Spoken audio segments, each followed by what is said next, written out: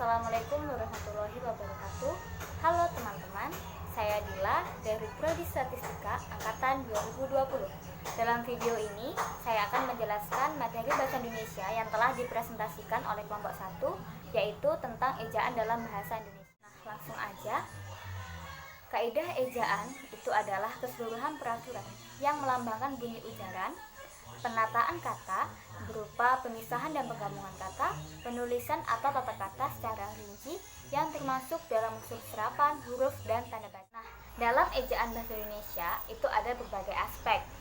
Aspek yang ke-1 adalah aspek fonologis, yaitu penggambaran fonem berupa huruf dan penyusunan abjad.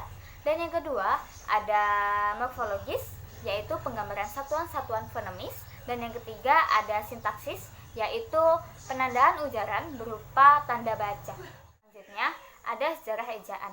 Ngomongin tentang sejarah, tidak hanya manusia aja yang memiliki masa lalu atau sejarah, tapi ejaan bahasa Indonesia juga memiliki sejarahnya, yaitu dalam sejarahnya ejaan itu sebelumnya ada terbagi menjadi 4. Yang ke-1 itu ada ejaan Van Ophusen, yang kedua ada ejaan Swandi atau ejaan Republik, dan yang ketiga ada ejaan Melindo atau Melayu Indonesia, dan yang keempat ada ejaan yang telah disempurnakan.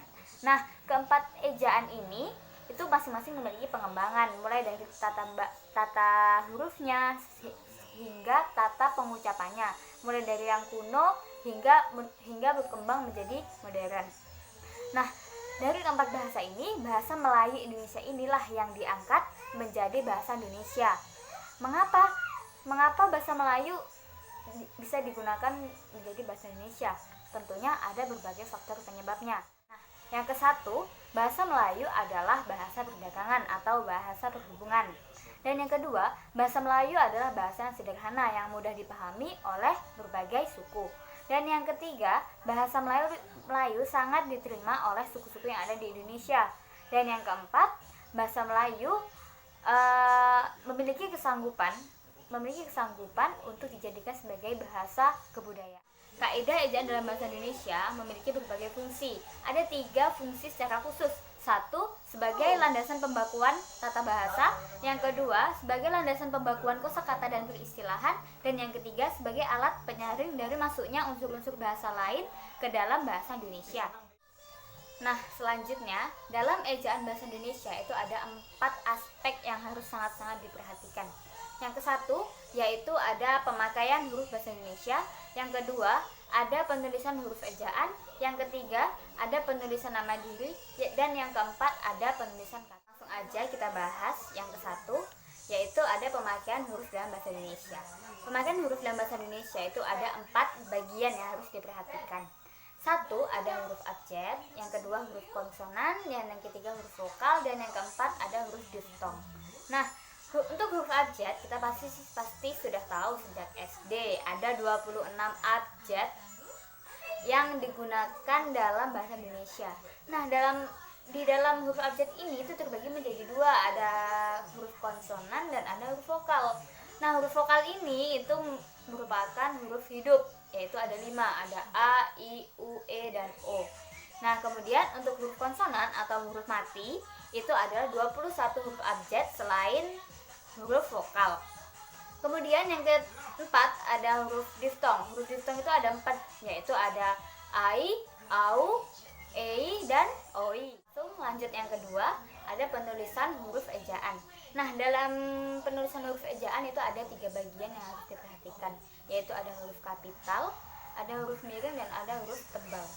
Nah, untuk huruf kapital semua pasti sudah tahu dong, huruf kapital itu huruf yang seperti apa dan digunakan di mana. Ya, salah satu contohnya adalah saat biasa dan selalu digunakan di awal kalimat atau awal nama kita, atau biasa di nama-nama kota, awal hurufnya pasti menggunakan huruf kapital. Dan masih banyak contoh lainnya lagi. Kemudian yang kedua ada huruf miring dan huruf tebal. Nah, ini memiliki fungsi yang tidak jauh berbeda, yakni digunakan untuk menegaskan kalimat atau kata dalam hal-hal tertentu. Itu bedanya. Jika huruf miring itu kalimatnya atau katanya itu biasanya bentuknya dia lebih tidak tegak tapi lebih ke miring. Kemudian jika huruf tebal itu pasti ditebalkan, lebih diperjelas seperti itu. Dan untuk yang ketiga itu ada penulisan nama diri. Nah, biasanya penulisan nama diri ini digunakan untuk nama-nama badan hukum, nama-nama tempat, kota, atau nama gelar pendidikan. Itu semua menggunakan penulisan nama diri. Kemudian yang keempat ada penulisan kata. Dalam penulisan kata itu terbagi menjadi 4 bagian harus diperhatikan, yaitu ada kata berimbuhan, ada kata ulang, ada kata gabungan, dan ada kata ganti.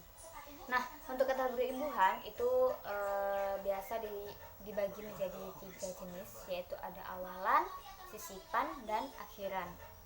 Nah, kemudian untuk kata ulang itu biasanya identik dengan menggunakan kata penghubung atau script ya di antara unsur-unsurnya. Dan kemudian ada kata gabungan. Kata gabungan ini biasa menggunakan kalimat majemuk atau istilah-istilah khusus. Kemudian yang keempat ada kata ganti.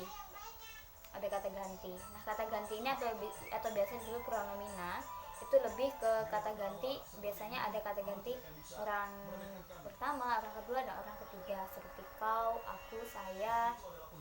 Itu masuk dalam kata ganti. Oke, usai sudah saya menjelaskan materi yang telah saya pahami. Dan itu saja. Apabila ada kekurangan atau kekurang lengkapan di materi tersebut mohon dimaafkan, atau ada kesalahan kata mohon dimaafkan. Terima kasih atas perhatian dan penontonnya. Saya ucapkan terima kasih banyak. Saya masih butuh banyak belajar soal edit video, dan saya ucapkan terima kasih. Wassalamualaikum warahmatullahi